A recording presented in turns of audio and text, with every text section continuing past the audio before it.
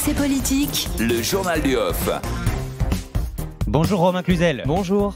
Du service politique d'RMC, le journal du off. C'est tous les jours les coulisses de la présidentielle, les infos aussi du service politique d'RMC. Et c'est l'info RMC du jour. Les écolos font le ménage parmi les inscrits à la primaire. Exactement, 122 670 inscrits au total, un nombre légèrement réduit parce que plusieurs personnes ont été retirées des listes, notamment des personnalités d'extrême droite comme Damien Rieu de Génération Identitaire. Il appelait ses partisans à s'inscrire massivement à la primaire pour dérégler le scrutin.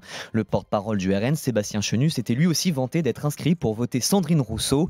Hier, un comité de pilotage avec les représentants des 5 candidats à la primaire a donc décidé de les retirer des listes. Décision justifiée par le non-respect de la charte de la primaire, c'est-à-dire qu'ils ne respectent pas les valeurs écolo.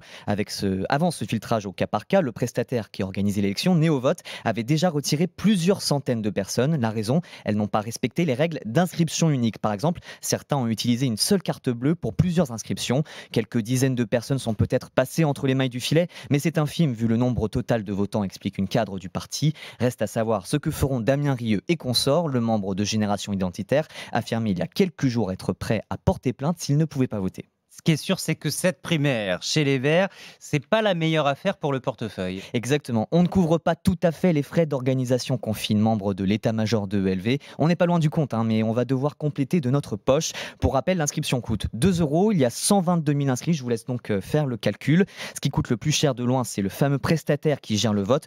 Je vous en parlais il y a quelques minutes. En tout cas, on est loin du pactole récupéré par la campagne de François Fillon après la primaire de la droite en 2017. À l'époque, les Républicains avaient récolté 16 millions d'euros. Ah oui, tout de même. À droite, justement, un semblant de rapprochement entre Xavier Bertrand et Valérie Pécresse. Les deux candidats pour représenter la droite à la présidentielle se sont retrouvés à la même table d'un café parisien hier après-midi, après une réunion des présidents de région chez le Premier ministre.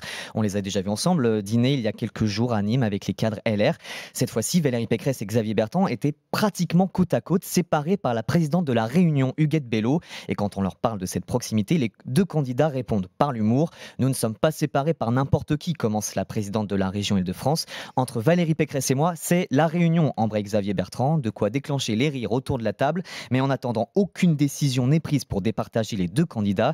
Les adhérents LR doivent décider le 25 septembre d'organiser ou pas une primaire. Et puis tiens, Anne Hidalgo, elle s'est déclarée candidate ce week-end. Depuis, elle fait le point et prépare la suite. Exactement, séance débriefing hier pour la candidate à la présidentielle. Anne Hidalgo a réuni une trentaine de personnes sur Zoom pour faire le bilan de l'annonce de sa candidature. Entre son déplacement à Rouen et les interviews dans la foulée, étaient présents sa garde rapprochée et la fameuse équipe de France des maires. Cette annonce était très réussie, affirme l'un de ses proches. Après cette séance d'autosatisfaction, Anne Hidalgo prépare déjà son premier déplacement. Ce sera demain dans une librairie à Nancy chez l'un des jeunes maires membres de son équipe, Mathieu Klein. Au programme, échange avec des Nancéens et dédicace de son nouveau livre Une femme française qui est justement publié demain. Merci beaucoup Romain Cluzel. C'était le journal du off RMC Politique. C'est à retrouver sur rmc.fr et tous les matins juste après le journal de 5h30. À demain Romain.